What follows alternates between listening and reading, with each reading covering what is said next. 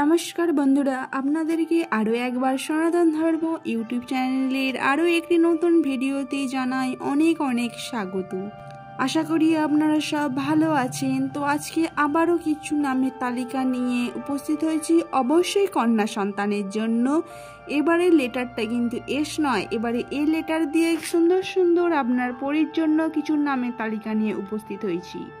আশা করি ভিডিওটি ভালো লাগবে, ভিডিওটি শেষ পর্যন্ত দেখার অনুরোধ রইল। তো চলুন বেশি দেরি না করে কি কি নাম আছে এবং তার অর্থগুলো জেনে নেওয়া যাক এক নজরে। প্রথমেই বলবো আরিণী, যার অর্থ হলো সাহসী। এর পরবর্তী নাম হলো আংশী, যার অর্থ হলো ভগবানের দেওয়া উপহার। তারপরের নাম হলো অদ্বিকা, যার অর্থ হলো সবার থেকে আলাদা। তারপর অধীরা, যার অর্থ চাঁদ। এর পরবর্তী নাম হলো আরভি, যার অর্থ শান্তি। তারপর আর্শিকা, যার অর্থ হলো ঈশ্বর প্রদত্ত আশীর্বাদ। তার পরবর্তী নাম হলো অধিশ্রী, যার অর্থ হলো ধন সম্পদে সমৃদ্ধা। এর পরবর্তী নাম হলো অয়ানা, যার অর্থ যাত্রাপথ। অনিকা, যার অর্থ দেবী দুর্গা। এর পরবর্তী নাম হলো অমিতা, যার অর্থ অসীম শক্তি। তার পরবর্তী নাম হলো অক্ষরা, যার অর্থ জ্ঞান ও বিদ্যার প্রতীক। আধ্যা, যার অর্থ শক্তির আধার। অর্চিতা, যার অর্থ সম্মানিত। অভীরা, যার অর্থ শক্তিশালী।